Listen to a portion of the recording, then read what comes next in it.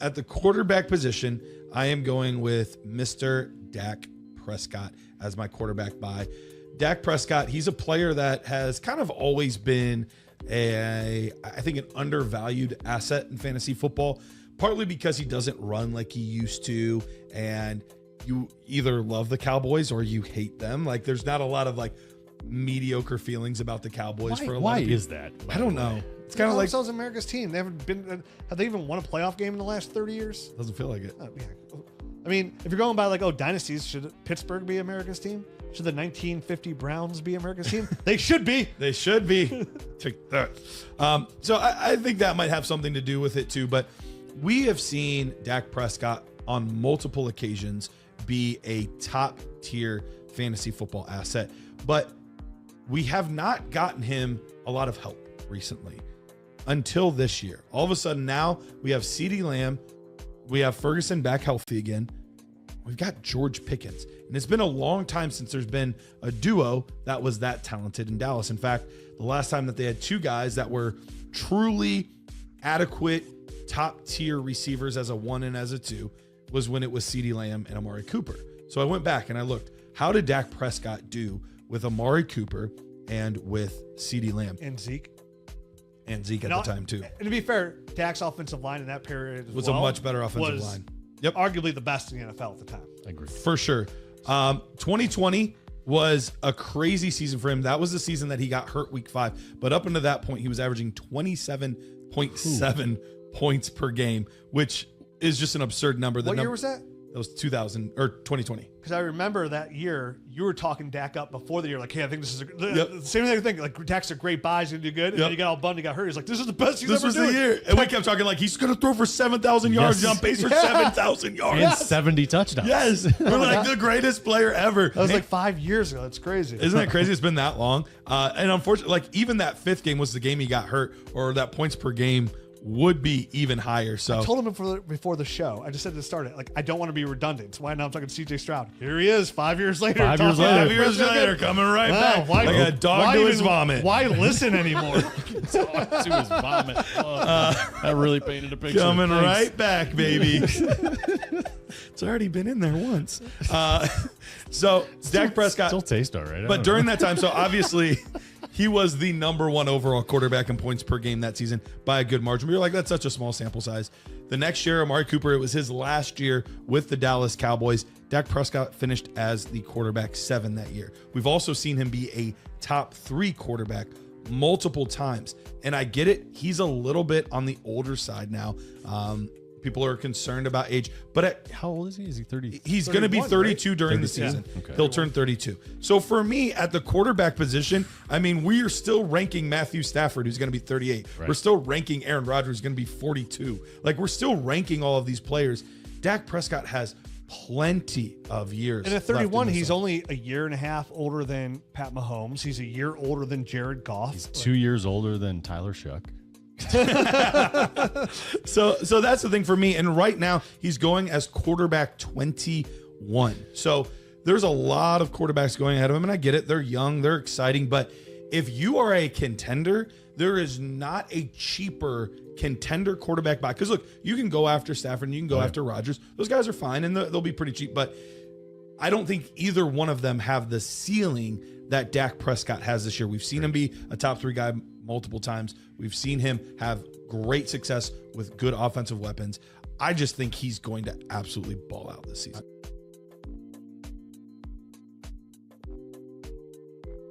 Dynasty, hot body, hot boy, Dynasty, hot summer. In Dynasty, it's so easy to find yourself on another league just because you just want to draft. Like, drafting is so fun. Fast Draft gives you the opportunity. And, you draft a team, then you set it, forget it. And then you open up the app at the end of the year and you go, look at me.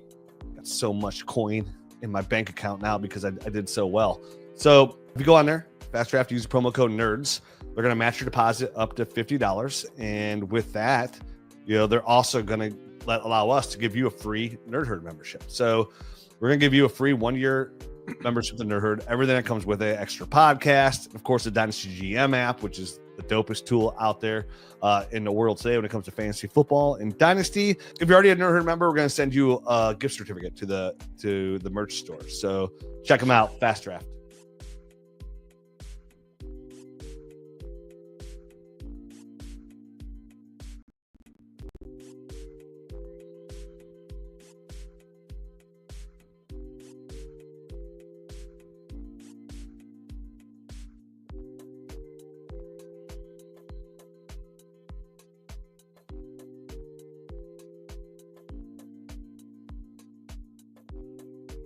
All right. So if you are new here, this is the Roster Rescue Show brought to you by Dynasty Nerds. And we do a lot of different things here. One, we grade your rosters. We tell you what to do, what moves to make, what kind of trades, all of those kinds of things. You can scan the QR code in the upper right-hand corner that says submit a roster. And we're going to make sure that we go through and we get nitpicky about your team, your league, and how you can make the best use of your assets there. But we also have like what Michael and Mike just did, where if you want to just, hey, I don't know that I want a full roster rescue. I don't know that I need you guys to check everything out. I just need to know about a specific deal or a specific trade or things like that. Then you can just put in a super chat just like these two guys did, and we guarantee to get to those questions. So, in fact, let's get to both of these before we even get to our roster rescues. Michael says, in a 12-team league, start 11, 3 wide receivers, super flex, 0.5 PPR. I have Chuba, Achane, Pollard, and Hall. Is Hall a hold or a trade? What is his trade value? Thanks, #nerderd. Michael, appreciate you. I know you've been in a lot of shows. Really appreciate you, dude. For me, Rich, I'm curious to hear what you think. For me, this is kind of the wrong time to sell Breece Hall. Right now, there's a lot of question marks about his value. And I know for me, even though I'm interested in acquiring him because I still believe in the player, the situation's murky, and they kind of keep doubling down on this hot hand approach, getting a lot of guys in. We have a lot of good running backs in the room. And I think if anybody's paying attention, now some leagues, they'll just go off name value. They haven't been paying attention, then they won't until September. If you can get full value for Breece Hall, then I have no problem making that happen. But that being said, I would say that I would prefer to just hold him at this point. So right now, Breece Hall's got an ADP of running back 8 right now. That's the range he's going in. So Aaron Glenn actually came out and he actually said he had a talk with Breece Hall, said they don't want to trade him, that he is the guy. And honestly, listen, I was never worried about the hot hand kind of thing because I saw Braylon Allen. Like, if you dig into Braylon Allen started hot last year, but if you look at his stats over like PFF, like deep into him, like he wasn't very efficient running back. Breece Hall's tape in my eyes of him coming out of college was special. Like he wasn't good. He was a special running back. And, you know, the biggest thing you have to worry about Breece Hall is like, how does he rebound from the ACL? Like next year would be a whole full season in the clear. Usually that helps guys out. Some people bounce back immediately. Breece Hall looked like he lost a little bit of that explosiveness last year. So he gets back. And that's what I was a little bit worried about because he's an explosive running back. So for me, if there's any kind of dip on Breece Hall, I have a lot of Breece Hall shares because I was so in on Breece Hall. Like I would buy, but you're right. Now's not the time. Like now's the time to buy Breece Hall if there's any value dip because they'll be selling him for his potential, and he's still only 24 years old. He's still on a team that does not have a ton of weapons, and he's still a high-end upside running back, right? A guy who has a chance, like if he's fully healthy, he's the kind of running back that could be like running back 1 overall.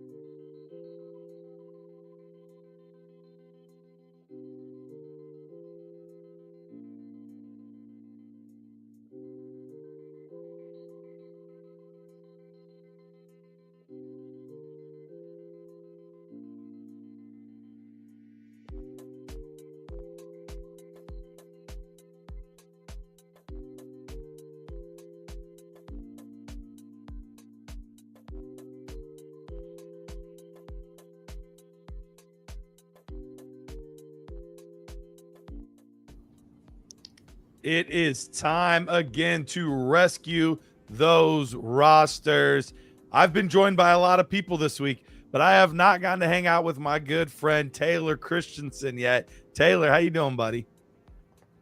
I'm doing fantastic. There's no better way to finish the week off than to review some rosters with you and see Pete again. I know everyone loves Pete around here. Hey, Pete, how's it going? Doing good. I am enthusiastic to be here. Someone said I wasn't and I didn't have enough enthusiasm on a recent show. Yeah, and they also said I was a hard listen, which I know, but enthusiasm, that's what I take offense to. I'm very enthusiastic to be here. That's not something you normally lack, Pete. You're usually pretty enthusiastic. It might have been an off show. I wouldn't be too surprised. Like sometimes once you get an hour and 45. Did they catch you 2.5 hours in? Maybe it was like we had a couple. I think it was the one that we had like multiple 8-team leagues in, and those are just like, hey, everyone's a competitor. But how are you, Garrett? I'm good. I'm excited to get in these roster rescues today. We have been just inundated with rosters. So this is our third show this week to try to catch up and get all of the rosters taken care of. Try to get everybody knowing what they're doing for in season. So we might have a chance. I'm saying there's a chance that we fully catch up today, and there's none left on the ledger. Now, if we get hit with nukes, if you're not familiar with this show, we have a nuke button. All you have to do is scan that submit a roster. There's a normal roster rescue, but then there's also a nuke button. And basically what that does, it says, screw everybody else. I want my roster to be the one that you talk about next. And then we do. That's exactly what we do. So you can do that there. Also, we have the Fast Draft promo code there. And basically what that is all of the beautiful tools that we use, extra podcasts and all that stuff. You can get that for free if you join us on Fast Draft. Use promo code NERDS over at Fast Draft. You'll not only get a free year of the GM tool and all of the extra amazing things that we have going on, but if that's the case, Derek said we can push him to Monday. He said he does not mind. He's got the time. But head over to fastdraft.com. You look at that app. It's pretty amazing.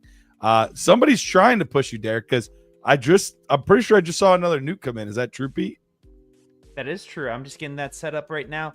But start off the show. Yep. Let's get the nuke going.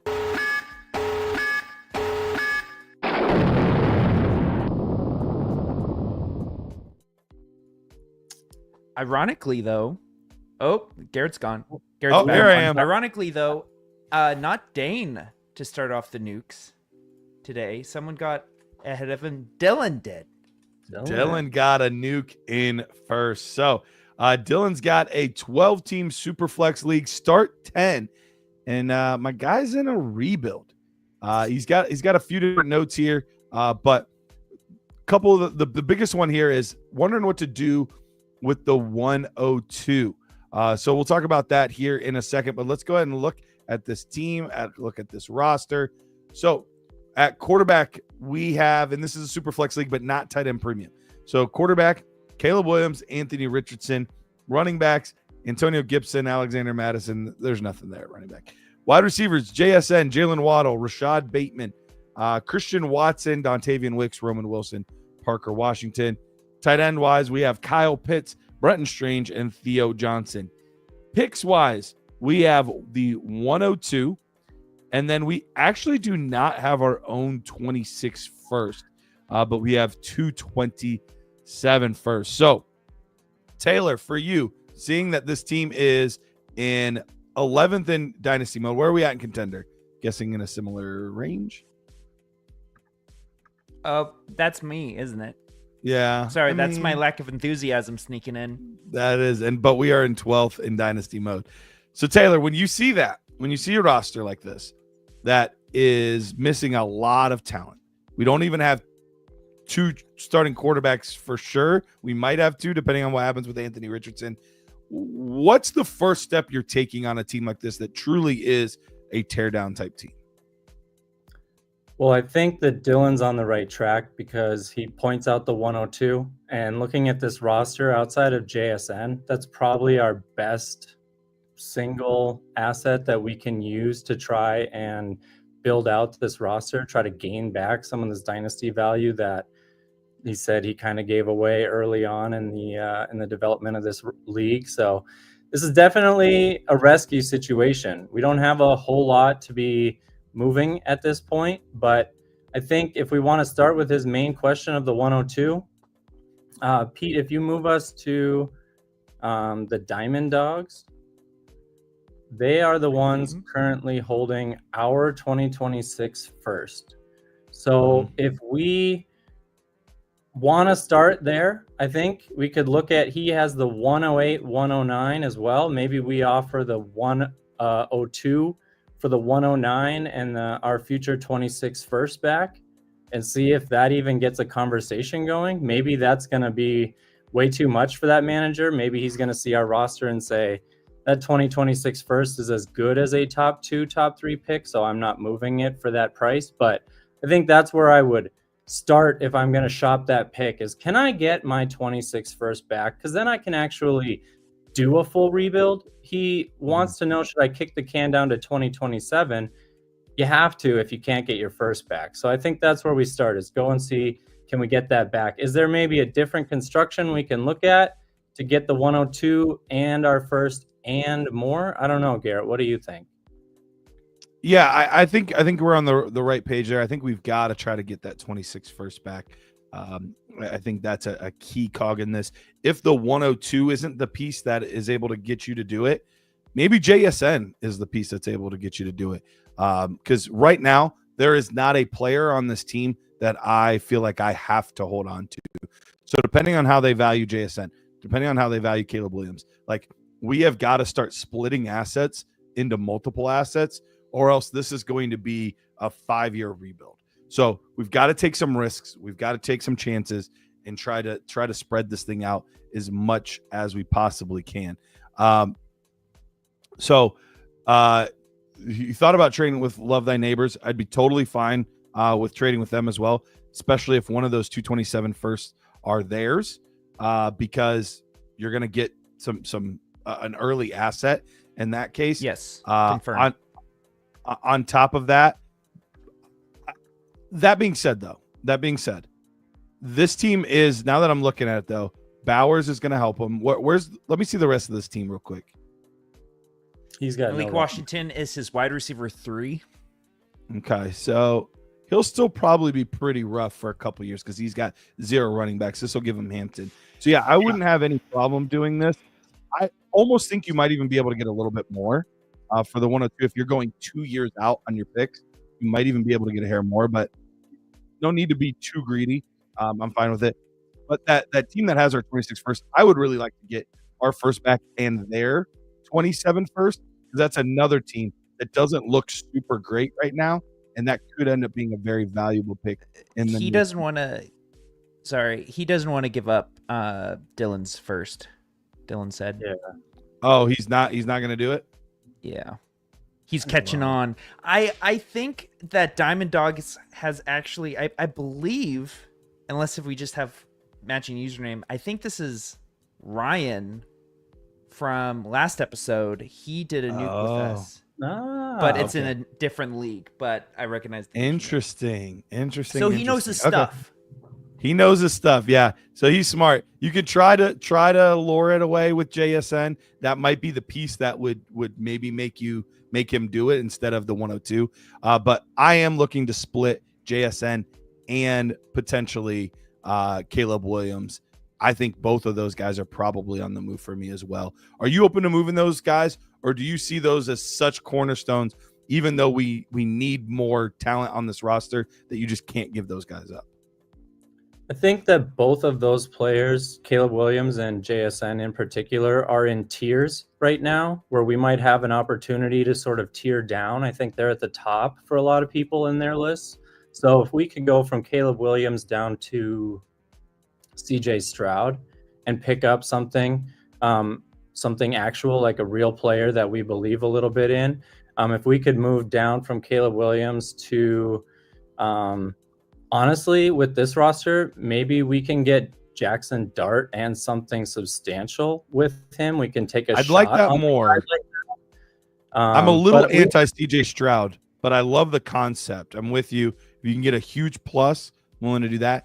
I'm even looking at like a Brock Purdy, a Jordan Love, like anybody in that range. I'd love to tear down and get extra on top. if we're doing 2027 as our rebuild period, I'm a little more hesitant on Brock Purdy just because he doesn't have the elite skill set as a lot of other players. At least he hasn't shown like one physical talent that can't be replaced. So I'm a He little just got bit. the contract though, so I mean, he's not going anywhere. He's 25 too. I hear that he's not going anywhere, but I'm talking fantasy production wise. Like, let's say San Francisco moves on from Shanahan at some point. We're 2 years out, is what we're talking right now. So who knows what we're looking at? I just feel a little bit less if the buffet is open and people are at the door for Caleb Williams. I think I'd want more for Brock Purdy than I would for other guys. Is where I'm at with that. But I do like him for what it's right worth. now. I would be more hesitant on Stroud personally than Purdy, but Okay, to each his own there. that's fair. So JSN. So he's asking Caleb Williams for Purdy and his 2026 first back. That's Love a it. no-brainer, right? Yeah, that would be amazing. That would I be a would say dream. I'd be yes. willing to throw something else on top to make that happen. I will say yes on that. Absolutely, yeah. If it's getting you that much of a plus back, it's worth whatever risk might be there. Yeah, Yeah, because It was that could also a be different league, Arch though, Manning by the way. potentially. exactly. I don't think That's he's what I'm coming out, thinking. Yeah, but yeah, you're getting the 101, the 102 next year. So yes, I'm even willing to throw my second round pick on top to make something like that happen. Or if one of the 27 firsts we have are late, like I'd be willing to do that. You know, a late 27 first versus an early 26 first. I'd be willing to do that. So I'm desperately trying to make that move if I can. What about like a Jalen Waddle if he wants like another piece like that? It's still worth it? Waddle and Caleb for Purdy in the early first, I would do that. Yeah. I struggle. I'm still sitting at Jalen Waddle being worth a 2027 first in season. I think that happens in season. So I'm kind of giving him that valuation on a deal like that. So that's a little bit harder for me. But if it's your own 26 first, like Garrett said, that could be Arch Manning. And I'm willing to give up my entire buy-in and a season to take that risk on this team because you need to get guys like that in the next 2 seasons, or else you're not really going to get caught up in a league like this because you have guys like Ryan who are sharks and are out there swimming and have, you know, a lot of ammo already. So you kind of got to take some risks to get back up there with them. So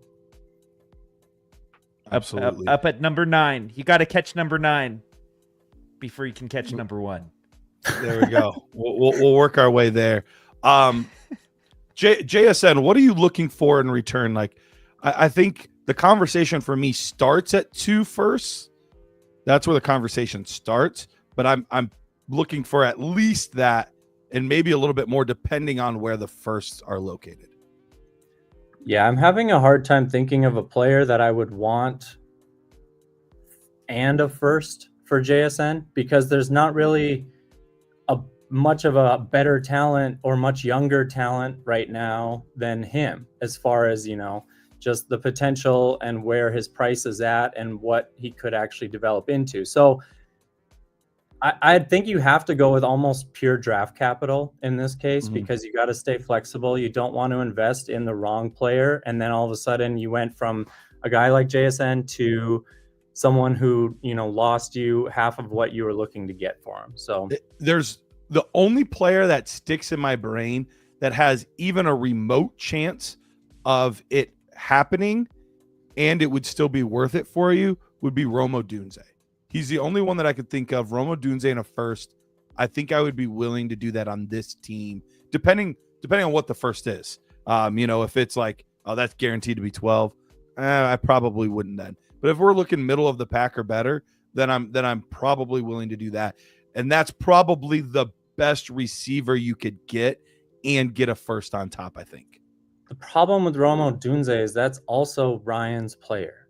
So Dylan's keeps getting blocked by Ryan in this case because, you know, you can't trade him all your best players because usually those trades don't work out for one side or the other. So it's just, it's tough. But What do you think about taking a shot on a guy like Zay Flowers? He's the name that came to mind for me. Is if I could get a first, Zay Flowers, and something, I would be willing to take a risk on that. Just because you might get more than just a first. And I think if you're getting a player, a real asset like a first, and something else, then for me, that's an avenue worth exploring. I don't know if you're a believer in Zay Flowers, but I like Zay Flowers as much, if not a hair more than the average Joe. So I'm definitely not anti Zay Flowers at all. It would all depend on where that first is or what the extra on top is. If I'm getting Zay Flowers and what I'm really confident is a non-playoff team's first, then I think I'm willing to do it. Or if it's like a truly middling first plus a solid second round pick, like an early second round pick, then I think I'd be willing to do it as well, because I need to just get as much ammo in that gun as I can. So I think it would all depend on where those picks are. So the Tiger King, if you want to click on them quick, Pete, I know we've got other guys that we got to help out today, but just because, this is such a first though. Yeah. So here's the deal. We've got this guy's first already in 27, but he's got Zay Flowers. He's got he's got the 110 in this year's draft. So would we want to look at getting into this year's draft, get the 110, get Zay Flowers, and ask for, do we take a shot that like Travis Etienne becomes something worth us trading in season? Do we is Rashad White or Josh Downs enough for you to make that trade? But I think we could get the hard part and Zay at the table for JSN. Here's the hard part for me with the 110. The 110 is kind of in that no man's land, especially in a non-tight end premium league, where it's just not an asset that I love. You could go for Jackson Dart there and kind of bank on the upside. If you're absolutely in love with one of the running backs, Caleb Johnson, RJ Harvey, I get it. But this feels like a long rebuild to me. Like, this is not a quick 1 to 2 year turnaround. Like, this is going to be, you're going to be heavily invested in probably in 27, and you're still going to need a year after that for them to blossom and develop. So this is going to be a longer rebuild. So I don't really want to invest in the running backs, especially RJ Harvey, who's already 24. I don't see that as a profitable thing for you. So I think that's the hard part for me is I think we might have to go just purely draft picks and then kind of see what we can do from there. So the team that was offering the 227 first, I think we could talk about JSN, see where those 27 first are, and then add a little bit on top if needed. I think that's probably the best bet.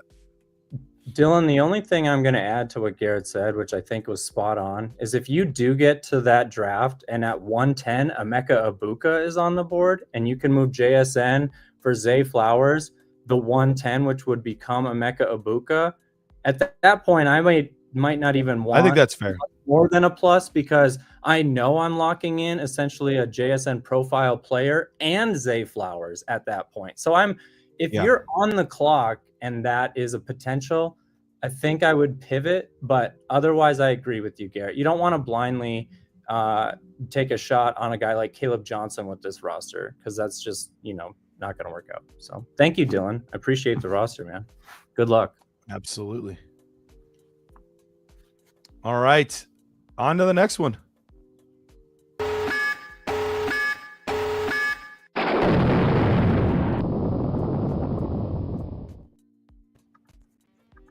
All right. We've got another nuke here, and this is our guy Dayne, right? Yep. Our guy Dayne. We hang out with him a lot. Good guy. He's in the chat a lot. Appreciate you. So let's look at his roster here. This is a super flex tight end premium. We've got Drake May, Jordan Love, Travion Henderson, Quinshawn Judkins, Kenneth Walker, Jalen Wright, Woody Marks, Jordan James, Jarquez Hunter, Marvin Harrison, Rashee Rice, Brandon Ayuk, Cedric Tillman, Calvin Ridley, tight ends Dalton Kincaid, Jake Ferguson, and Luke Musgrave. This team is in 4th right now in Dynasty mode. In contender mode, we are in 9th. So this does look like a Dynasty Nerds rebuilding roster to me. This really does. I'm like, yeah, these are a lot of names that I would look at, I would target. Like, so you can tell Dayne's been hanging out with us because this is similar to what I would want my rebuild to look like. So Taylor, obviously he's listening. Obviously some good things are trending in the right direction. But where are you going with this team overall? Are we just kind of leaning into that rebuild and kind of moving another piece or two, or how far away are we from actually contending? You know, this roster felt a lot different before the Quinshon Judkins news dropped. Yeah, I did. We went from feeling like we had 2.5 legitimate starters week 1 to now we have 1.5, that being Kenneth Walker, and we believe Travion Henderson is going to be great. But as far as how much he's used right out the gates, I feel like Judkins was probably a safer bet going into it. So a little bit harder to contend with our roster right off the bat. I know what our app is telling us, but these are guys that we tend to believe in a little bit more. I think Marvin Harrison will probably come out and do really well this season. So I think we've got some players. Kincaid has a chance to bounce back. Ferguson in a premium might really get the targets this year. So I think there's some hidden production from what we're expecting versus what the stats are suggesting going into the year. So I don't want to tear it down from where we're at. I feel like we kind of got to give it a shot, but can we maybe shift some of our guys like Brandon Ayuk, Calvin Ridley? Can we give those to guys who believe in them more than us? Because Calvin Ridley, to me, sticks out as a guy that doesn't fit in with the rest of our roster. Everyone else is either younger or they have some longevity upside. I think if we're trying to contend, fine. But Ridley sticks out as a guy we could move on from. And I think I would also be interested to see what people in my league are thinking about Brandon Ayuk with the Pearsall news and just overall that being an offense people tend to like. So I would totally be fine moving on from either one of those guys, depending on how your league views them. They might be better off-season deals, but it might even be better specifically for Ridley after we get a week or two in, because I think he's going to get so many targets that he could balloon up in some people's eyes and be one of those players that you're like, wow, you got the 201 for Calvin Ridley? Like, wow, that's a great move. But here's the thing that I am looking at very, very closely. I am monitoring my team early because I want to see where am I at through week 4, week 5, because with the likely Rice suspension and the likely Quinshon suspension, you're going to have a harder time competing those first 4 or 5 weeks. Now, if we sit at, or even heaven forbid, above 500 after those suspensions are over, I feel really good. And I'm pushing chips in then to try to see what I can do. But I think the more likely scenario is with missing those guys, that's going to hurt us early on. We might not have enough horses in the race to really compete this year. But with moving a couple assets, not only are you talked about some of the picks that you have that are expected to be early from other people, but your pick, if you're already, you're in week 5 and you're 4-1, and you're like, man, it's not going to work out quite this year. The good news is you're reloading without having to do anything. You're getting Quinshon back. You're getting Rashee Rice back. And so if you're able to maybe move on from a guy like a Kenneth Walker, which I expect with this new offense, he's going to get the ball a lot. And it's going to be a very favorable offense for a player like this. But what do we see inevitably every single year out of a guy like Kenneth Walker? He gets hurt. And so if you are 5 weeks into the season and it's just not going well, I think he is a prime trade away guy in hopes to maybe net at least a first and a second. But I think you might even be able to, the right point in season, be able to get 2 firsts or a player you like in a first if he's balling out like I think he could. But like I said, the second he gets injured, that value plummets again because everybody's like, oh, here we go again. Another injured season for Kenneth Walker. So I think I'm monitoring this very, very closely. But if it goes like I anticipated going with Judkins and Rashee Rice not being able to perform for you, I think he's probably another guy that I'm really keying in on potentially moving and getting some young assets or some picks.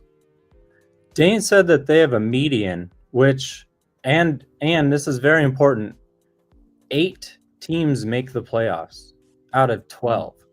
So with a median and with 8 out of 12 teams making the playoffs, we might find ourselves flirting with the playoffs unintentionally once those guys come back. Just because there's only 4 teams that are going to be, that we can only have so many teams be worse than what we are projected to do. But if we come out and do okay, and the median is giving us extra wins every week, then I think that tells us that we are above average. So we're not going to be able to sink our roster without giving up a lot of this dynasty value that we've accrued, because guys like Marvin Harrison, Rashee Rice, Travion Henderson, we want them to do very well this season. There's a good chance that those 3 guys any given week could get you a median win, something like that. So I feel like as much as you might want Dayne to try and make a big move one way or the other on the pendulum, I think because of the format and knowing 8 out of 12 teams make the playoffs, you might be destined for the playoffs this year, unless you were to get rid of some of this production or unless people get injured. Because if you find yourself in the playoffs, you would then obviously be normally wanting to sell to try and win. But this is a little long-winded. There is a team in this league that is just stacked, absolutely to the gills. Lamar Jackson, Saquon Barkley, Jahmyr Gibbs, Devon Achane, Malik Neighbors, Puka Nacua, Garrett Wilson, George Kittle, and Sam Laporta. You're not beating them this year. I mean, that's unless something crazy happens, that team is probably going to win this year. So I don't think anything is going to happen to make me push in my chips this year, because we don't have that many chips to push in. But I think you might just need to be okay with being in the middle this year because of that team existing and because of the way that your team is built for the next couple of years. It's just not fully there to compete yet. So I want to move Calvin Ridley in season. I want to move Ayuk if I can. You want to move Kenneth Walker maybe at the deadline because his value is going to go down. So if he's had a great season, even if you're close to the playoffs or you're in the playoffs and you're getting a good price, maybe you sell yourself short so you take still a top 5-6 pick, but you can get maximum value for the guys that got you there to that point. So this is a long game, this roster for me. I don't know if I can feel confident going out tomorrow and doing a whole lot to shake it up, just because you've done a good job building the foundation at this point. I totally agree. This is definitely a long game. The one thing I'll say about the playoffs, it doesn't make much of a difference for me that it's 8 versus 6. If we happen to sneak in, even though we started off, 1-3, 1-4, something like that, if we happen to sneak in, okay, fine. Then you're the 8th seed and you lose first round and you still have, what would that be, the 5th pick? So I still think you're destined for a top 5 pick, top 6 pick, no matter what, even if you do make the playoffs. So for me, I don't think the playoffs changes it much, but I think you're right, Taylor. Like, I'm not necessarily, I'm definitely not trying to go all in. I'm 100% not trying to go all in. We don't have the dogs in the race for it, but I think I am more than willing to move Calvin Ridley, Brandon Ayuk, and Kenneth Walker. Honestly, borderline no matter what, unless there's just something absurd that happens and Marvin Harrison's putting up an 1,800-yard season. Drake May's quarterback 2 on the year. Like, unless something unforeseen, Dalton Kincaid stops sucking. Like, something completely unforeseen happens, then I would say I would still be looking to probably move those pieces no matter what. I see Dayne has a question there, but I want to jump on this point before I forget. Do we want to be selling all these running backs as they pop this season? We've got a ton of guys that we think have potential to come out and perform well when given an opportunity. But with this roster and where we're headed, would we be better off just waiting until they have some value and then moving on from them as quickly as we can? Is that the kind of roster that this is a churning and burning sort of situation? As soon as we get 2 good weeks in a row, we're moving these guys? Potentially. It depends on like what the actual scenario is. If it's a scenario where it's like, let's say it's Woody Marks. If Joe Mixon gets injured and he comes in and is taking most of the snaps ahead of a guy like Nick Chubb, then I feel a little differently about him than I would maybe a Jarquez Hunter that popped because Kyron Williams got hurt. I don't think Kyron is necessarily going away. I think Joe Mixon and Nick Chubb could go away very, very fast. So I think it depends on the player. Like, is this a short-term asset? I want to sell all the short-term assets. So, like, I'm moving on when they pop. If it looks like it could be a long-term asset, then that's a little bit different for me than the other ones. Like, Jalen Wright. If Jalen Wright's just doing it simply because Achane got hurt, then I'm not that interested. If it looks like it's a 2-man backfield and they're using him like they did Mostert, now he looks like a long-term asset. So I think it all depends on how they pop, if that makes sense, Taylor.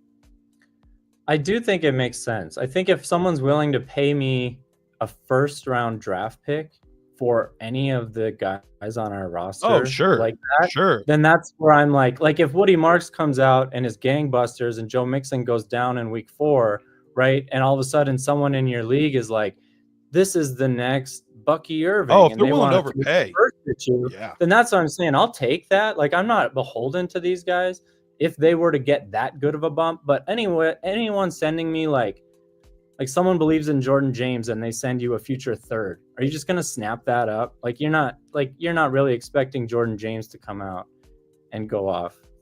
Oh no. I put that up for you, Pete. It's been a bit, Robert, since your faces, and I'm like, what happened? Oh my gosh. I love it. I love it. Robert. All right. Well, Dayne, we appreciate you, man.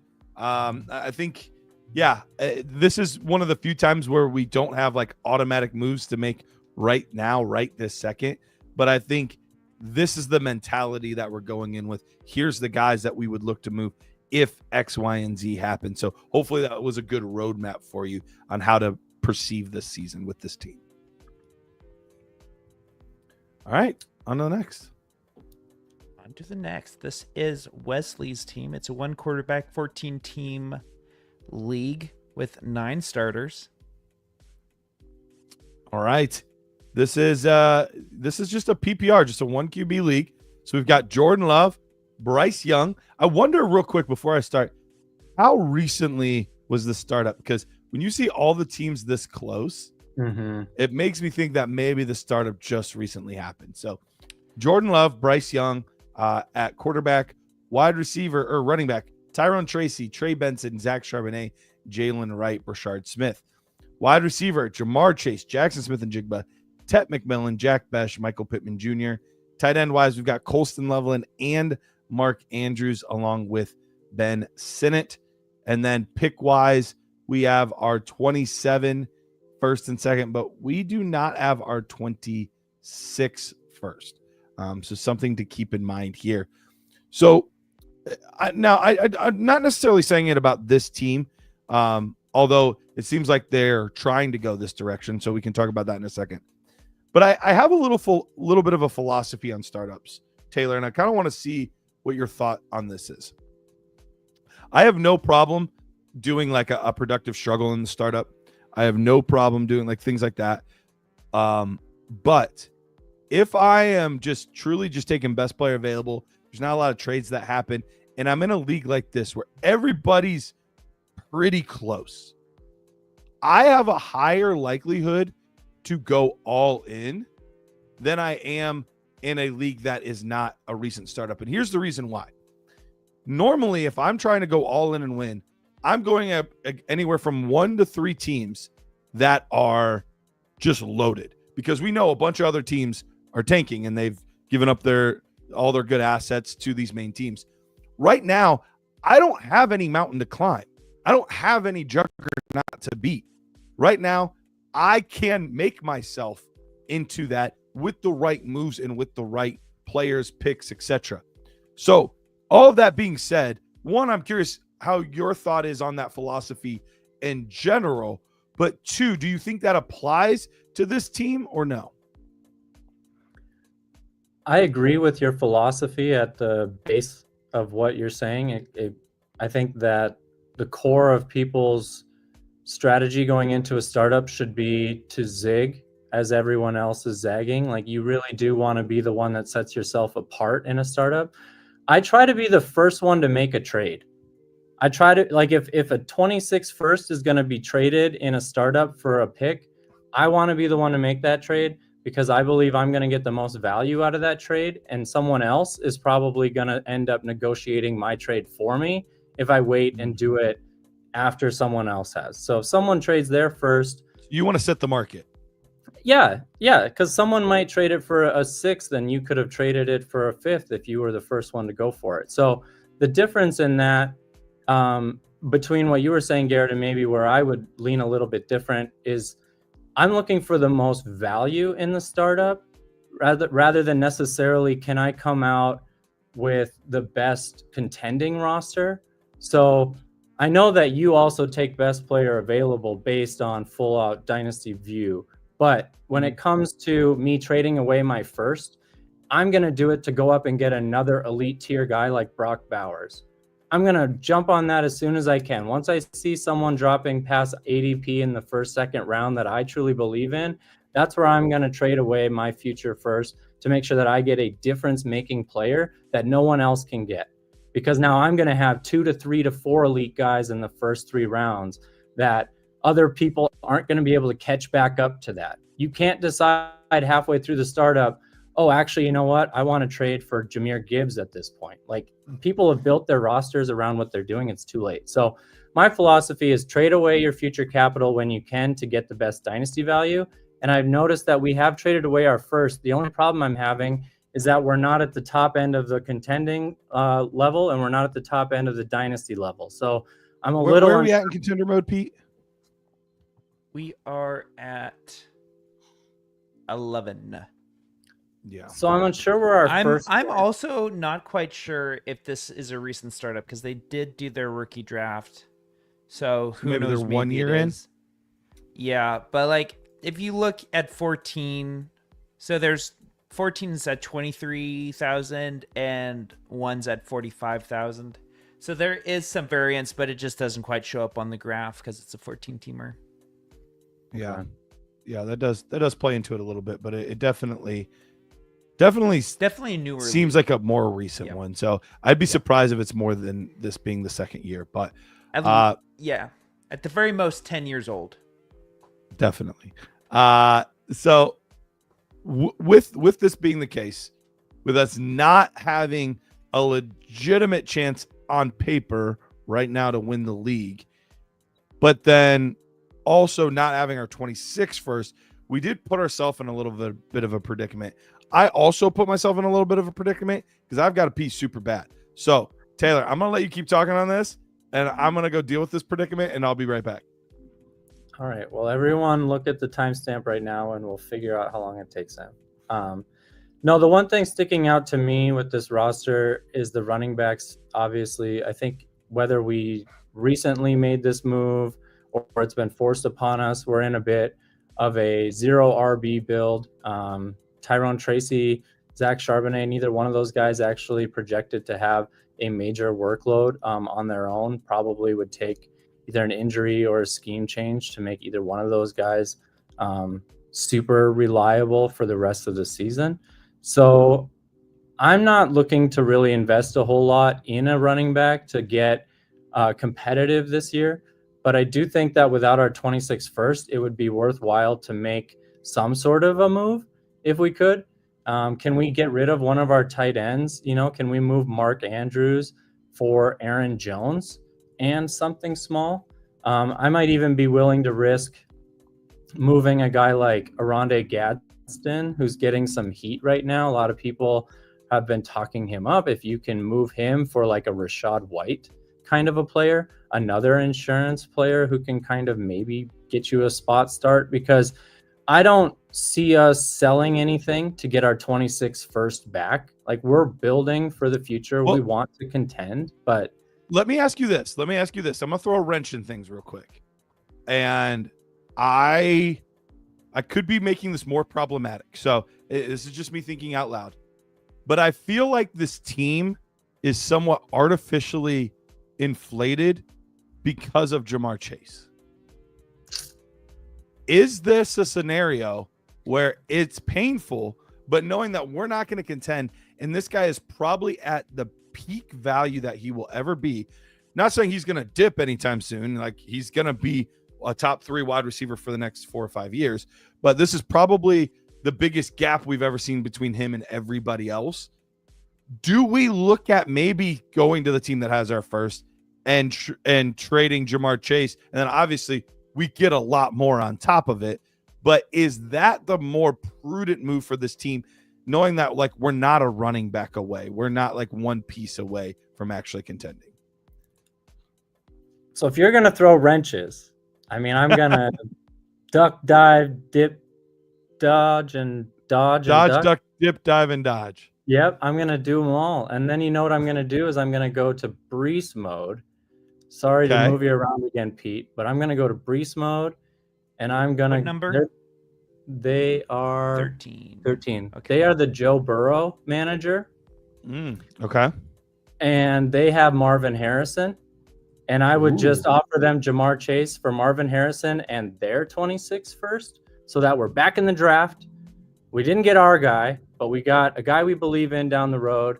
We still got a first back, so we have some capital. I think that's the kind of deal that could actually get done. It's a 14-team league, so a guy like Chase, in some people's eyes, is actually devalued compared to 12 and 10-team leagues, because you kind of can make up that production of one elite guy across a bunch of other spots depending on. So only 9 I don't know if starters, I don't know if he'll be treated that way, or I don't know if the Harrison owner is in love with MHJ and isn't going to move off him. But I would be excited about trading in Jamar Chase on this roster for Harrison and a first. I would be open to it. I actually think you could get even more. I think you could get more. I think Jamar Chase is valued so highly right now. And with Marvin Harrison Jr. having the like iffy start that he had, I could see a scenario. Maybe I'm too pie in the sky, but I could see a scenario where you're like, bro, I want Marvin Harrison Jr. in 2 first. Like, that's what I want, because Jamar Chase is elite. All right, well, send it. See if it gets declined, or see if you get a counter, I guess. I bet you get a counter. I bet you think so? All right, I think do it then. I'm all for it. I mean, ask for what you want, and hopefully you get it. I must be pie in the sky about Marvin Harrison is what I'm getting out of this, because I'm still treating him like he's maybe just one step down from Malik Neighbors. But that might be my personal issue. I think I'm not far off from where you're at, honestly. But I would say I think most people are more bearish than bullish right now on him. I think that's fair. So would you rather get our 26 first back, or would you rather target a guy like Harrison to try and get, or maybe Malik Neighbors? Do you go to the Malik Neighbors owner and say, hey, give me a second and Neighbors, and I'll trade you Jamar Chase? Does something like that appeal to you? I mean, I'm open to either one. I would love to get our first back, especially in a 14-teamer. I would love to get it back, but if it's not possible, then yeah, you go and try to get an elite young asset plus draft capital. I'm curious. I'm looking on another site because I don't want to be influenced by our bias. So I'm actually going to another site right now. I'm doing it on the low. I'm not even telling you guys what site it is. But I'm curious to see like so we said this would be a 26 and a 27 first, right? Yep. Okay. What are we saying? Like mid? I think we're on the same side, early? Garrett. Are we? I just usually put mid for anything. I usually just say mid because you never really know. People can make trades, and it's fantasy. So Sure. All right. Let's see. If I do that and then I do 2027. I mean, I would make that trade as the chase. Honestly, it's pretty darn close. They view it as a fair trade. 2 first and Marvin Harrison for Jamar Chase is a fair trade, according to another site that is not our own. Go So sell that. I think you can get 2. Website.com. That's right. What does our site say? Actually, we should look at our own as well. I didn't want to be too biased. Yeah, our site will do have a say trade that it's calculator. close. But I bet you it says that we are winning on the Harrison side. That's my guess. Oh, I'm going to Maybe. say Might. it's going to be easily the Chase side. You think the it's chase easily side? the Chase side? I think it's the Chase side, but As it's close. someone who uses trade calculators too much, and that's how he makes bad trades, I know trade calculators pretty well. What's the Trade calculator Bartowski. Pete. I don't should know, make maybe my this own. explains. Maybe this explains make the my own trading trade issues. Well, make maybe I sure it's should not on stop using contender my mode own either. Rankings. Make sure it's Yeah, in Dynasty mode. That's my issue. Is I import my own rankings. Then I'm like, Let's see what this says here. 3 seconds for All right. first. Okay, so Jamar Marvin Chase. Harrison Jr., Yep. Jamar Chase, and a 2026 first. And We don't need to look. 27 first. We don't need to look. and a 2027 first, right? So that's 1,800 points to the Brees or to the Marvin Harrison manager. It was a good So show. we Thanks, think that's a everyone. slam dunk deal. And that was kind of what I was trying to prove by I wanted to look at somebody else's first. For us, I think we believe in Marvin Harrison Jr. more than other people do. I think we are bigger fans than other sites will be and trust it more. But other places are going to tell you that that's pretty close. So I think that's the move I'm attempting to make. Maybe it'll get done. Maybe they're more like us. Maybe they're more like the general fantasy community, and that would say that that's pretty close. But even if I had to add a second on top of this to make it work, done and done, like easy peasy. So that's what I would look to do. I think this is one of those scenarios where we have to look at our best asset because we're just not close enough to be able to get it done without moving an asset like that. So if we do move on from Jamar Chase and we get someone like Neighbors or we get someone, maybe we even go after a BTJ Lad McConkey tier player if we can get 2 firsts on top of them.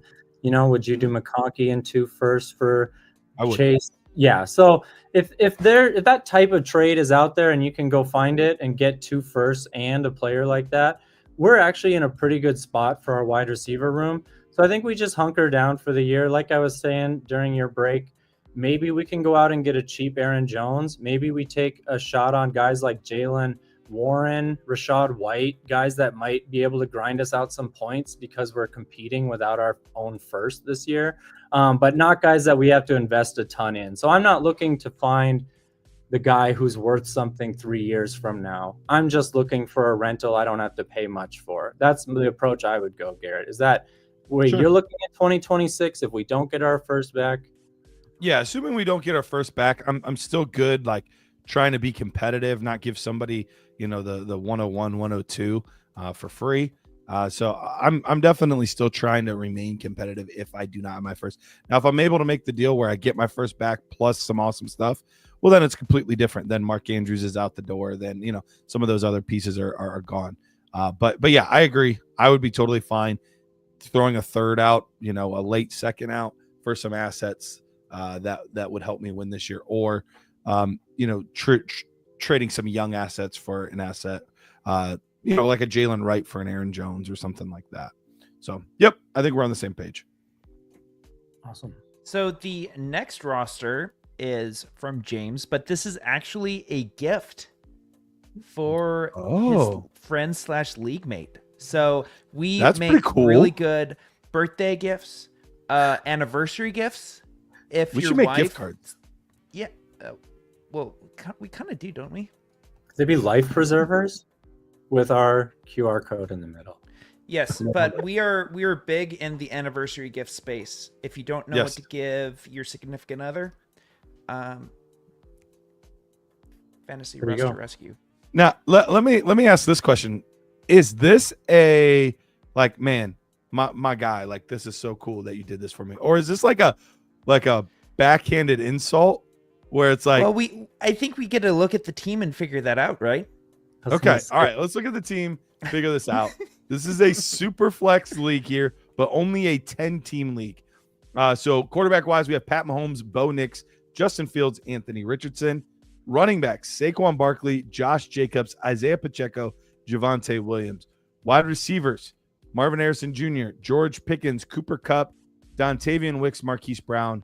Tight end, Kyle Pitts, Travis Kelce, Noah Gray. Picks-wise, this team has 110, then does not have their first next year, but has another team's first in 2027. And is it a good team or a bad team? Well, it's so hard to know that far off in advance. So, right now, the worst team in last the league. projected dynasty team. Let's look at contender 6 out of 10. 5. But It's a pretty old one, so that's going to end up being probably a pretty solid pick. I guess when you're projecting 27 first, are you mostly looking at dynasty or like the dynasty ranking or contender? Because I want to look at contender. Well, it doesn't really matter to me. What I'm looking at, how old are the players on their team? Because they could be awesome this year. I don't care. They could win as many games as they want this year. What are they going to look like next year? I think we've got the 2027 101, if we're being honest, because we might. That's running back room will be 2 years. They don't have a running back. In 2 years, they have Olave, Jaden Reed at wide receiver, and in 2 years, they don't have a tight end, and they don't have any draft capital for this year, next year, or 2020. I'm holding on to that pick unless somebody actually realizes its real value. Like then we could talk, but otherwise, I'm like, guys, this is the 101. I am holding on to this. I am holding on for dear life. So 10-team leagues are always tricky. We've mentioned this before, where everyone is kind of in it unless a team is like really intentionally tanking. Nobody's that far out of contention. So trades can be kind of hard to make. This team is not like, it's funny because in a 12-team or in a 14-team league, I'd be a lot more concerned about this team than I am in a 10-team league. Because the easiest assets to acquire in a 10-team league are wide receivers. Because there's just so many of them that it is not hard to add a wide receiver to your roster. So this team I actually don't think is crazy far away from being a contender. So, Taylor, are you willing to, especially not having our 26 first, we do have a pick, though, in this year's draft. Are you looking to kind of move that pick to kind of help give you a chance to win this year? Because if they have the 110, right? This team? Yep. So that means that, it's not their team. It's not theirs. Yeah. Okay. That means they won the ship last year. But that's not the case, unfortunately. What are you looking to do? Like, do you think this team as it's currently constructed, could be a legitimate contender? It's a 10-team league, to your point. So yes, I think that with the shallower contender pool, you do have a shot. You have Saquon Barkley, you have Patrick Mahomes, you have Marvin Harrison, who we just talked about, George Pickens, who you've done plenty of content on with Dak Prescott and what the potential for that could be. And we've got Travis Kelce, to pair with Mahomes. So when you have only a set number of starters, it doesn't matter how deep some of your competitors are. A lot of times, things like our app, calculators, they, will add everything up as a sum. But when you break it down into, line by line, how am I comparing to my opponent on a head-to-head basis?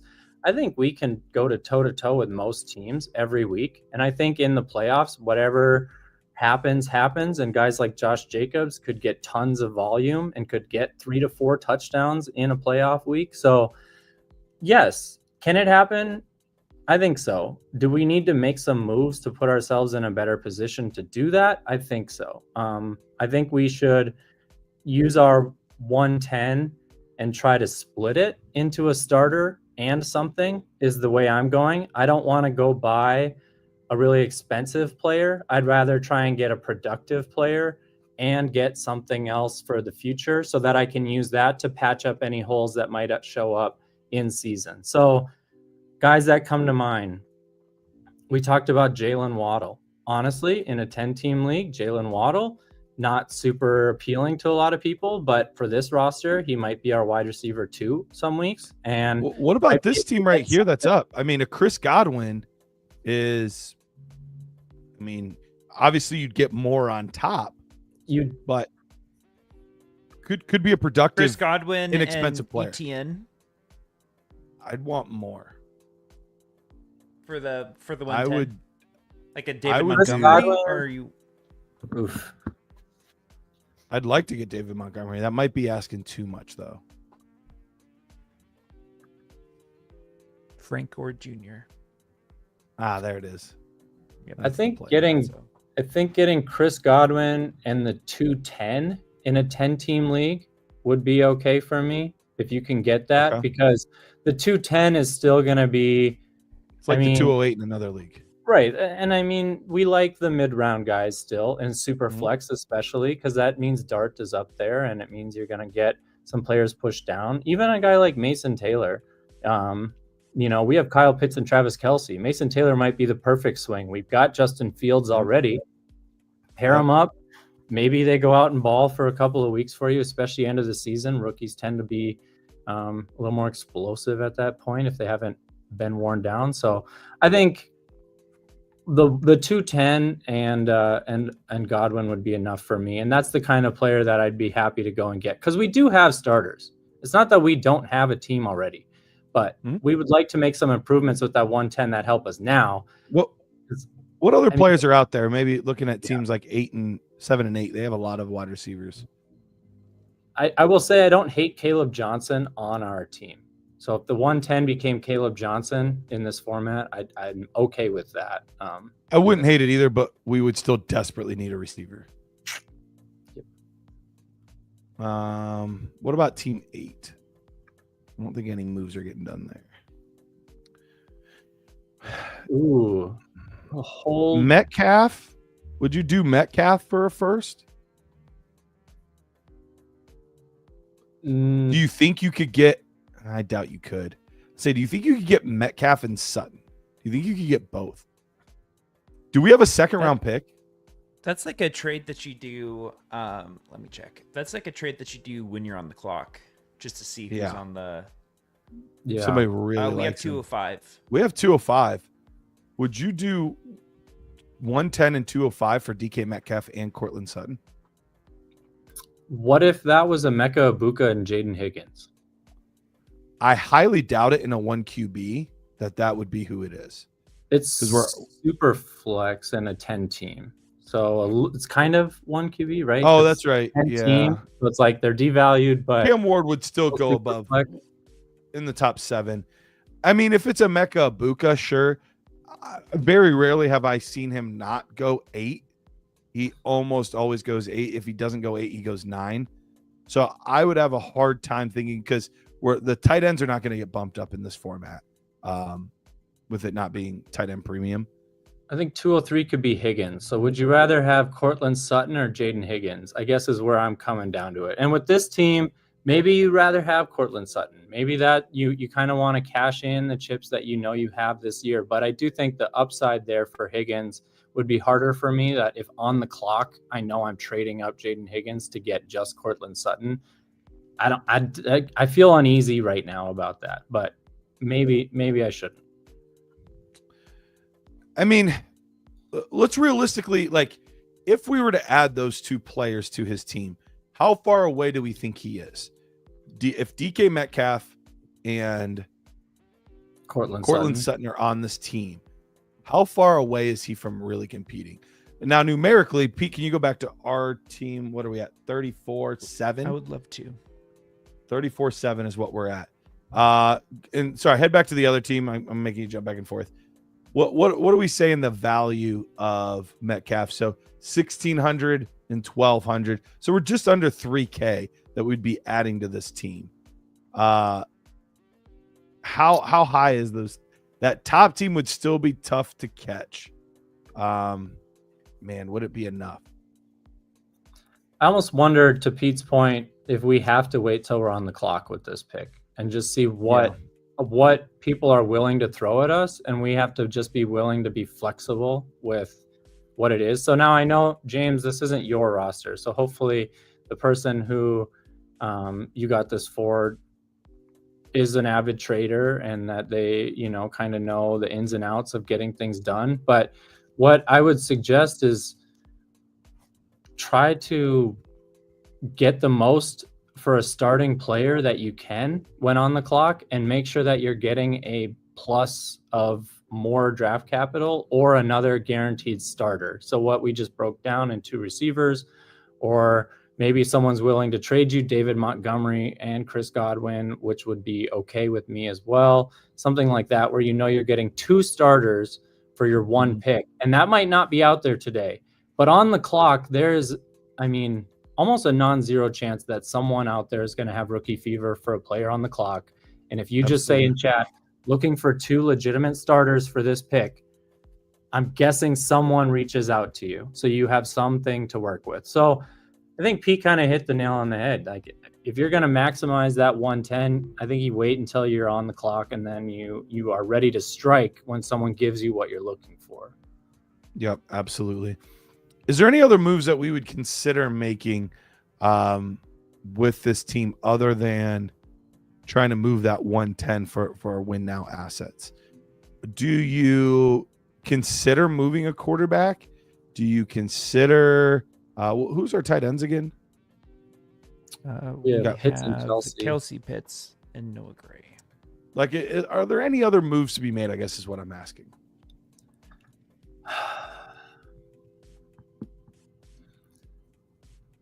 This is a team that needs to be monitored early on, because as much as we've talked about its potential, we're only a few players away from not having much potential. Like, let's say Saquon Barkley goes down early in the season and we lose him on our team. We're kind of grasping at straws already at that point. We don't have as many difference makers. So in season, if we lost a guy like Saquon and we find ourselves 2-4, 3-3 without a good looking roster, I think you have to be prepared to move on from a lot of these mid-tier guys. Like Cooper Kupp, it's got to be out the door. Javonte It's Williams. just tough without our pick. That's where it gets Like, tricky. But at that point, you know where you're at, right? Like, you kind of know the writing's on the wall. If you don't have Saquon and you're off to a slow start, I don't know if you can come away with it. Or like Mahomes is underperforming, Fields' toe is an issue. I'm just saying, whatever happens, this roster to me is not locked in as a contender if things start going south mid-season. That's where I'm a little hesitant to try and push in anything like a 2027 first, or to liquidate all of our draft picks and stuff. Like, I'm not trying to. Definitely not looking to move the 27 first, unless somebody's like, bro, that's going to be the 101. Let me give you 101 prices. Like, okay, then I'll talk about it. But otherwise, most people don't think that way. They're trying to be sneaky. They're trying to like, oh, maybe he doesn't realize what he has, and that kind of thing. So chances are you're what's that? We're locked in otherwise. I feel like our roster is not as flexible. We've got a lot of good names that we believe in to have upside potential this year. And I don't know how many people in our league are going to give us more than what we value them at. Bo Nix, Justin Fields, Anthony Richardson. I don't know if anyone's paying more than what we think that we're going to get out of them. Same with George Pickens. I don't know if many people. Real quickly, down your door. if he's sitting there and he's like, man, like, I can't get a deal done for DK Metcalf. I can't get a deal done for Chris Godwin. I can't get, like, he can't find those players that he feels like are going to give him that bump that he needs. I think this team's also close enough that I'm willing to go the other way, especially knowing that I got a likely 101 in my back pocket. I'm fine going the other way as well. Somebody wants to give me 2 firsts for Saquon Barkley. Okay, I'll listen to that. Does somebody want to let me tear down from Pat Mahomes into a young quarterback that I like? Okay, I'll listen to that. So I think that's the nice part about this team is you have enough win now assets that you can either try to win now But if the deals just aren't happening and everybody in your 10 teams league is like, no, I think I'm a contender. I think I can do it this year, blah, blah, blah, blah. Okay. Like you said earlier, zig when everybody else is zagging. All right, then I'll acquire some draft capital because these are assets that can really help contender teams. So I think you're set up nicely to go either way if those types of moves don't work. Completely agree. All right, on to the next one. But before we do, just want to remind you guys, if you have questions, but you're like, I don't know that I need a full roster rescue. I just have this specific trade that I need you to answer for us. Just put a super chat in. That's all you got to do. Put a super chat in. We will make sure to get to that specific question, answer it for you, and then it's a much less expensive way to get what you need. So make sure you go ahead and take a look at that as well. So Pete, on to the next. We got Derek. Derek's team. Hey, Derek. So he had this roster a few weeks ago, but he made a couple moves. Ooh. So really fast, he traded a 26 first and Jackson Dart for Travis Hunter. W or L? Say that again. So a 26 first and Jackson Dart for Hunter. It is a Superflex league. That's a hard one for me. Fair? I think it's fair. I have the hardest time investing in Travis Hunter. Not because I don't believe in him as a player. Like, if you go back to my tape analysis, I think he's got all the traits to be a really, really good player. The hard part for me in investing in him is he has some of the widest range of outcomes out of any player at his value. And I think that's the hardest part for me. Is he going to be full-time receiver? Maybe. Is he going to be full-time receiver but relegated to a true number 2 behind Brian Thomas Jr.? Maybe. Is he going to be splitting time between offense and defense? Maybe. Is he going to be more defense than offense? Maybe. Is Liam Cohen not as good as we think? And maybe he's just not a good offensive coordinator, but not a good head coach. Maybe. Like, there's just a lot of different scenarios where this could go sideways. So I think that's the hardest part for me in a player like that is I want to invest in him, but the cost that it takes to do it is just really hard for me. Taylor, am I overthinking this? I hear what you're saying now that we have faces to the draft picks. Now that we've gotten out of the draft and we're making a deal and we've got these guys in our hands and it's like I'm adding a first to a quarterback in this format to go get a guy with questions. I understand where you're coming from. Pete, can you just click the league under drafts real quick and it'll show up their rookie draft that they just finished up? So the league, yeah. And then so he ended up trading Jackson Dart, who was taken at 206. Oh, wow. To get Travis Hunter, who was taken at 103. So if someone tells Crazy me, hey, value in that 206 sense. and a future first for the 103, like, I didn't even stop to hear them. Like, I said yes to that trade in a heartbeat. So Right. I can see where, especially if you have that lens still, like if this deal was made during the draft yet or shortly thereafter, you know, and you kind of got that in your mind, that's a slam dunk trade. So I think, you know, just depends on which glasses you're wearing. But I do think what you said is accurate. It's also and I fun feel too, very- though, because he does have Trevor Lawrence on this, so he does get That's the stack. true. He's So got that's the stack, that's which is nice. That's nice. Yeah, I feel a lot different with Jackson Dart being the 2-6 pick versus him being the 109 or 110 pick. Like that does drastically change things in that sense as well. But let's go ahead and look at this total roster here. So the Superflex League, we've got Justin Herbert, Trevor Lawrence at quarterback, running back wise, Saquon Barkley, Kenneth Walker, RJ Harvey, Jalen Wright, wide receiver, Marvin Harrison, Travis Hunter, Tet McMillan, Luther Burden, Stephon Diggs, Pat Bryant. Tight end wise, we've got Dalton Kincaid and Jonnu Smith to go along with Brenton Strange. This team has no picks for the most part in 2026. However, they have somebody else's first, second, and third in 2027. So where's that 27 pick? What team is It's a that? mid one. It's a mid one. It's Okay. it's number 8 right now. All right, where are we at in contender? Yeah. So right now we're And- in the 8th spot in contender mode. Go ahead, Pete. And the other trade that he did was 2 firsts and Travis Etienne for Saquon Barkley and Kenneth Walker. So that's kind of Ooh, showing that's a good move. where he's thinking it's time to win it all.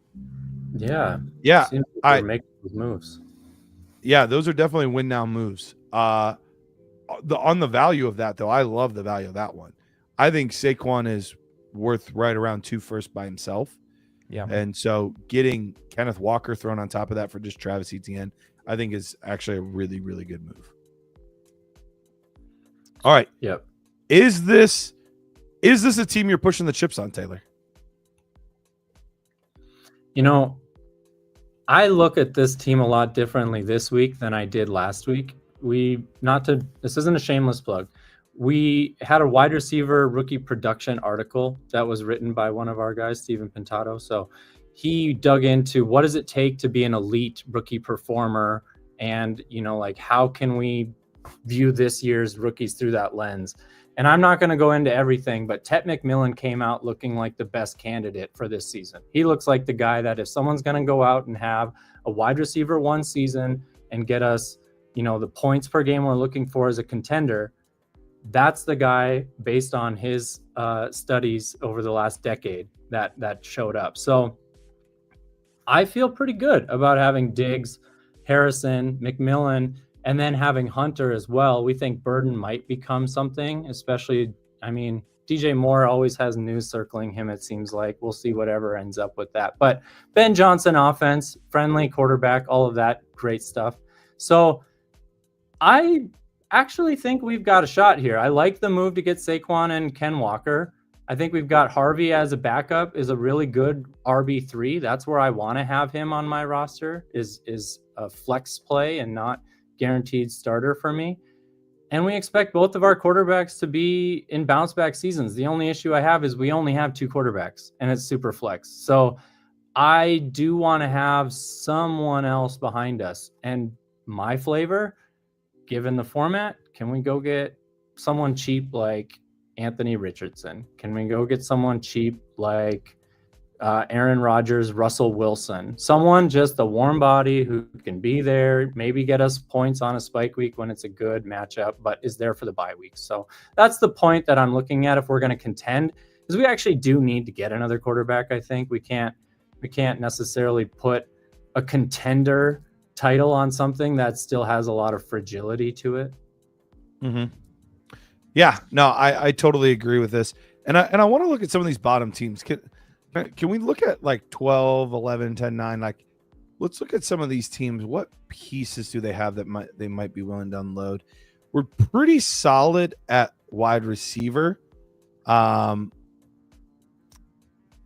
I would really like to get a third running back. Swift, I guess, for the right price, I'd be willing to take as my third running back. But I'd like something I feel a little bit better about. Genty's not going anywhere. Juwan Jennings might be cheap, and I might be willing to get him. So I've come a little bit full circle on Chase Brown, and I want your thoughts, Taylor, on this as well. I think if I am truly planning for the future, I'm not at the point where I can trust Chase Brown. But I've done my projections, and I don't see any scenario where anybody else is taking significant touches away from him. I think at least for this year, there's a very real chance of Chase Brown. If he's not a top 12 guy, he's going to be right on the fringes of it. I think he doesn't even have to be efficient on the ground. Just all of the work that he gets through the air in such a high octane offense is just really, really tough to pass on. So I'd be curious on a team that's more of a rebuilder that has a guy like a Chase Brown and might be actually excited to move on from a player like that. I would be willing to kick the tires and see what the cost is on a player like that. I'm okay with checking the price for that. I also want to kind of have an idea of what I might want them to be looking at. And with our roster, we don't have any firsts or seconds next year to play with. I don't know if we want to be moving on from our 2027s at this stage without knowing how our rookie wide receivers are going to help us out. So I'm wondering who we move. And the name that I come up with is RJ Harvey. But how much different is RJ Harvey in value to Chase Brown? Are you just trying to swap them? Or are you thinking that there should be more on one side? Is this a trade where we try to do a 2-for-2 and try to confuse like what we're actually after a little bit? We try to swap. Maybe we also get another tight end to help us. I'm trying to see what they got here. No, not really. I don't want to invest in. I mean, I would be interested in Jordan Addison. Right now, his value is a little bit depressed because of the news that he's going to be missing some time. Doesn't look like we would necessarily need him early either. So for the right wide receiver to add to that, maybe. So we could give up. Who's our receivers, Pete? Receivers are Marvin Harrison, Diggs, Hunter, Tet, and Like Burden? How about this? Would you How give about- Burden and Harvey for Chase Brown and Jordan Addison? I would. Burden and Harvey for Brown and Addison. Yeah, I think you're as safe with Addison as you are with Burden, with what we know now and the offenses they're in and everything like that. They also have Aaron Rodgers. Maybe you could get Rodgers and something else thrown in instead if you wanted to go that route. That could be a way to get our cheap quarterback. Can I get Rodgers and Chase Brown? And I don't know. I don't know how you feel about Shaheed. I'm sure they would do that deal. But that might not be a bad way to get your quarterback. Yeah, I mean, I'd be open to that. Jason's right. The main reason we're looking for this guy is just for bye weeks. So we'd want to make sure that Rodgers, bye weeks and stuff match up okay. But assuming that they do, I don't know off the top of my head everyone's bye weeks and stuff like that. But you would definitely want to make sure. Gino? I like Gino Ball, on a Garrett? team like this. I'd be fine with Gino too. What was that, Pete? Do you know Ball? You don't know the bye weeks? Ask me a bye week of a player, and I would tell you. I will tell you a bye week. Pete, what's the Denver Broncos bye week? 6.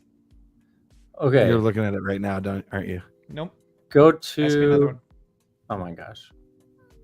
There's no way he knows this. He's No just one's saying it. checking this. We don't know if he's right or not. They can't, who's putting community notes on this?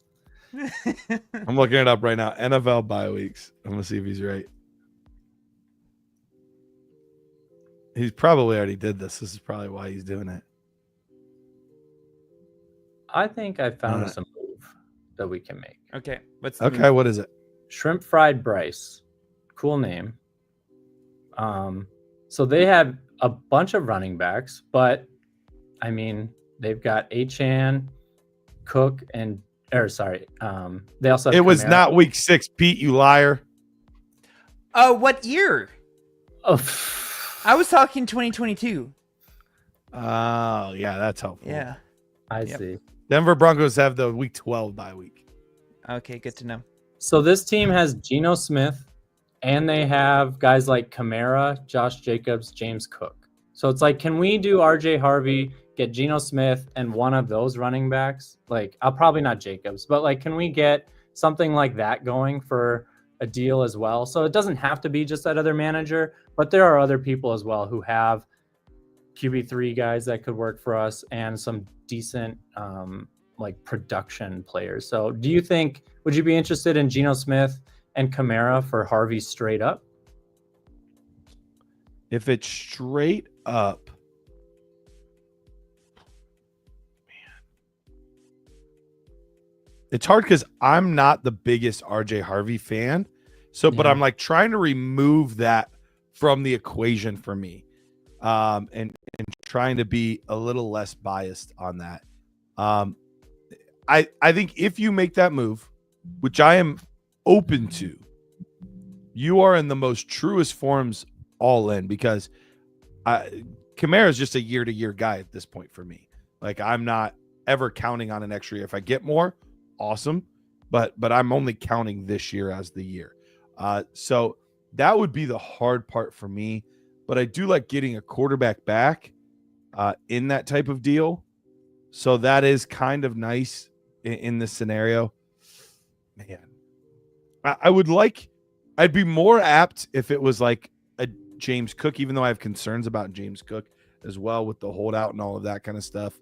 I'd like to have somebody with just at least a tad bit more youth on their side. Okay, this is out of left field. I have not talked about this. This has not been on my radar up to this point. Okay. RJ Harvey for Quinshon Judkins. I mean, I would do that overall. That doesn't necessarily help us at the beginning of this year. We have Barkley and Walker. I mean, that's about as locked in of a 1-2. Right. We wouldn't need anything early. You get, I mean, we could maybe look to add another backup guy somewhere, but I would do it. I think I want to try that. I think you take the swing because you're going all in.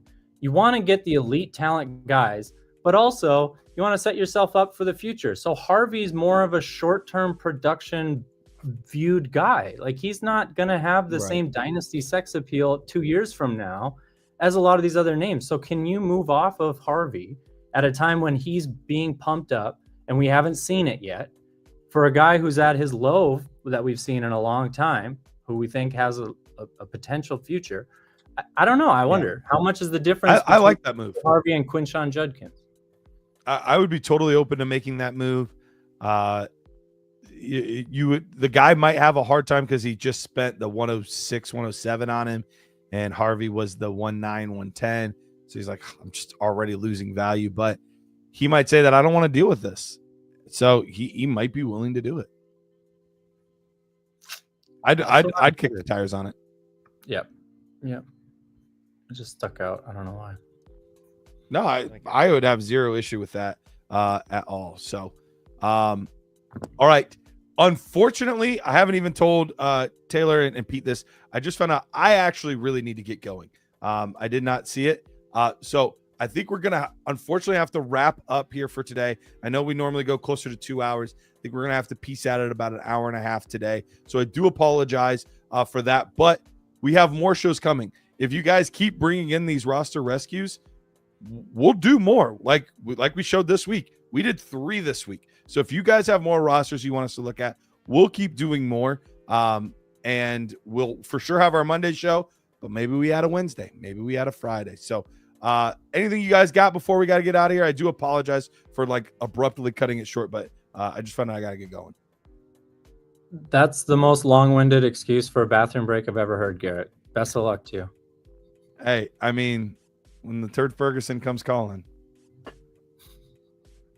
On that note, love you guys.